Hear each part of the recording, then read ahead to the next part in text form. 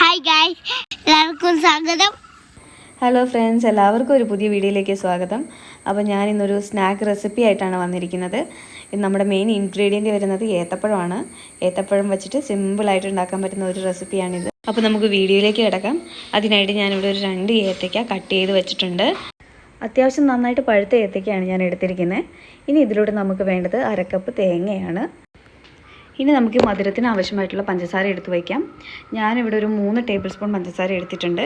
ഞാനൊരു സ്വീറ്റ് ആയിട്ടാണ് ഇത് ഉണ്ടാക്കുന്നത്, അതുകൊണ്ട് 3 ടേബിൾ സ്പൂൺ എടുത്തിട്ടുണ്ട്. നല്ല മധുരമായിരിക്കും. നിങ്ങൾക്ക് വേണമെങ്കിൽ 2 ടേബിൾ സ്പൂൺ ഇട്ടാൽ മതി. ഇനി നമുക്ക് സ്റ്റൗ ഓണാക്കിയിട്ട് അതിലോട്ടൊരു പാത്രം വെച്ച് കൊടുക്കാം. എന്നിട്ട് 2 ടീസ്പൂൺ നെയ്യ് ഇട്ട് കൊടുക്കാം. നെയ്യെല്ലാം നന്നായി ചൂടായി കഴിയുമ്പോൾ നമുക്കിതിലോട്ട് നമ്മൾ അരിഞ്ഞു വെച്ചിരിക്കുന്ന ഏത്തപ്പഴം ചേർത്ത് കൊടുക്കാം. ഇനി ഈ ഏത്തപ്പഴം നമുക്ക് നെയ്യിൽ നന്നായിട്ടൊന്ന് വഴറ്റിയെടുക്കാം. ഒരു 2-3 മിനിറ്റ് നമുക്കിന്ന് വഴറ്റി കൊടുക്കണം. നന്നായിട്ടൊന്ന് വെന്ത് കിട്ടണം. വെന്ത് കിട്ടുന്നവരെ നമുക്കിത് വഴറ്റി കൊടുക്കാം. ഞാനിപ്പോൾ ഇവിടെ ലോ ടു മീഡിയം ഫ്ലെയിമിലാണ് വെച്ചിരിക്കുന്നത്. ഇതിപ്പോൾ ഒരു 2 മിനിറ്റ് ആയിട്ടുണ്ട്. ഇനി നമുക്കൊരു 1 മിനിറ്റും കൂടി ഒന്ന് വഴറ്റി കൊടുക്കാം. ഇതിപ്പോൾ ഇവിടെ ആയിട്ടുണ്ട്. ഇനി നമുക്ക് എടുത്ത് വെച്ചിരിക്കുന്ന തേങ്ങ ഇതിലോട്ട് ചേർത്ത് കൊടുക്കാം. ഇനി ഞാൻ ഫ്ലേവറിനായിട്ട് ഒരു 1/4 ടീസ്പൂൺ ഏലക്കയുടെ പൊടി ചേർക്കുന്നുണ്ട്. ഇനി ഇത് നന്നായിട്ടൊന്ന് വഴറ്റി കൊടുക്കാം. തേങ്ങ ചേർത്തിട്ട് നമുക്കൊരു 2 മിനിറ്റ് നന്നായിട്ട് വഴറ്റിയെടുക്കാം. അതിനുശേഷം നമുക്ക് എടുത്ത് വെച്ചിരിക്കുന്ന പഞ്ചസാര ചേർത്ത് കൊടുക്കാം.